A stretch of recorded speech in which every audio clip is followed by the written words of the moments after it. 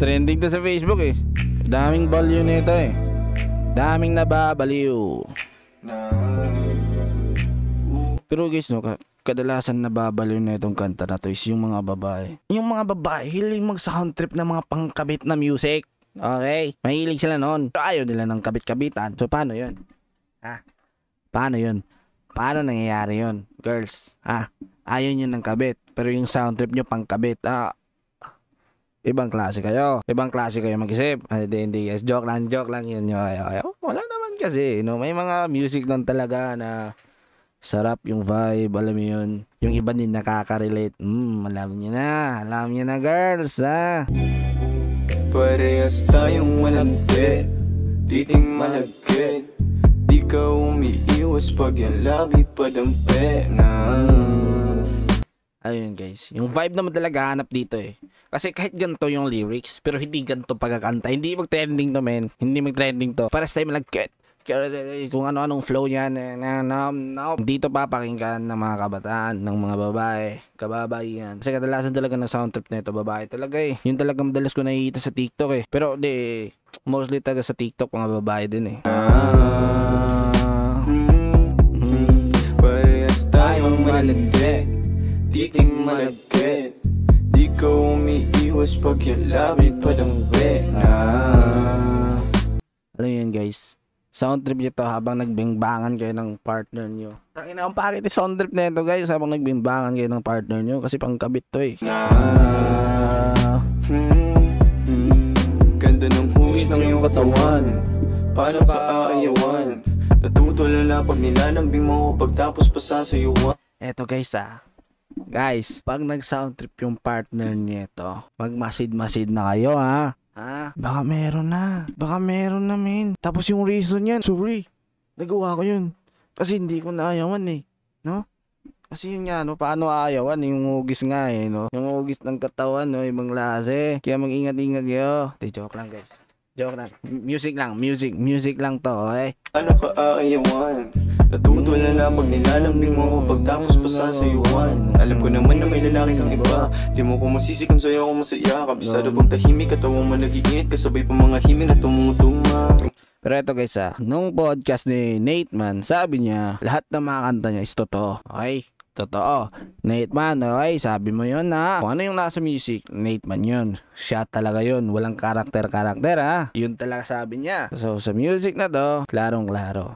Okay, na-experience na to. Kasi sabi niya nga no? Kung ano yung music niya, siya yon. Boyfriend na yung babae, may boyfriend na. Okay, may boyfriend. Tapos si Nate Man dito is biglaan niya nakita yung babae. Pero walang girlfriend si Nate Man dito, yung babae lang. Like, alam ni Nate Man na yung babae is merong, alam niya na. Tapos yung babae is nangaakit ka Nate Man. Bakit nangaakit? Kasi nga, yung hugis katawan ni Nate Man, ang hirap ayawan. Joke lang guys. Hindi. Si Nate Man yung hindi makayaw. Si Nate Man yung hindi makayaw habang inaakit siya ng babae. Kasi yung hugis ng katawan ng babae ay hindi maayawan. Hindi lang hugis ng katawan guys, no? Pati mukha, man. Kasi hirap na pag hipon, di ba? Ano yung nangyayari dito? Pero pag ganyan mga sitwasyon guys, hindi ko masikmura guys eh. Like, para sa akin lang guys, like, para sa akin lang. May panindigan din kasi ako eh. May prinsipyo ako, like, ano yun. Ganun ko kamahal yung sarili ko. Hindi ko ipapasok kung saan kuweba, alam yun. Doon lang ako sa pangit, basta worth it. Kaysa maganda na tangi na punit naman, di ba? Alam mo yun. Pero, ganun talaga yung mga panahon ngayon. Basta maganda, birada. Sayuan, alam ko naman na may lalaki kang iba. Di mo ko masisi kung sa'yo ako masaya. Kabisado pag tahimik, katawang mo nag-iinit, kasabay pa mga himig na tumutunga. Tumutungga ka ng alak para lang hindi makonsensya. Damahin mo ang aking presensya, di mag-iiwan ng ibig. Ano yun? Anong perfume yun, men? Advertisement na naman yun. Another pera naman si Nate Man dito. Mautak talaga si Nate Man, no? Oh, Boss G. Okay, bili na kayo. Nabili niyo yan, madami kayong mabengbang. Lang hindi makonsensya, damahin mo ang aking presensya, di mag-iiwan ng ebidensya. Kita mo naman ang diferensya, na lalaki mo sa'kin biteng ba? Tumawag lang pag may hiling, para sa'yo ay handa akong bilhin, pati kung anong gusto mong gawin, baby. Nag-aaway lang, lumipat na sa iba. Nag-aaway lang, doon nagpa-conflirt sa iba. Damdamin mo sa kanya ay nalayo. Sa tuwing makikita ng bataglo, ako nang bahala, huwag na lumayo. Lalakasan ko ang bawat bayo, habang sa mga mata nakatitig. Alam ko naman ito hilig. Tayong dalawa nag-init, kaya yung mga mata nakatirik. Napapaisip na sana tayong dalawa na lang nagkatuluyan. Hindi sana nalunod sa kalungkutan. Okay, Pupunan ko kung saan man siya nagkulang. Dami Oh, shit, man. Parang related to kang Samsara. Feeling ko lang ha. Kasi parang makonect mo sa nangyari nung nag-live si Nateman nung about kay Samsara. Parang makonect mo no? Pupunuan niya yung kulang. Alam mo yun, kahit alam niya na may boyfriend na hangbang ba din. Pero yeah. Parehas tayong malandi, titing malagkit.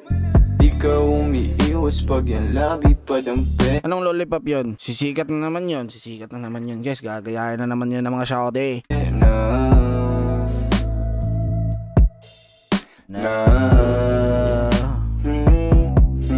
Parehas tayong malandi. Yung chorus talaga guys, ang lakas talaga makahook kahit hindi ako nakarelate, pero mapapasabay ka talaga sa kanta yun, ganun yung power ng, alam mo yun, ganun yung power ng vibe talaga alam mo yun, kahit wala kang pake sa music, pero pagka narinig mo, tangin ng vibe yan no?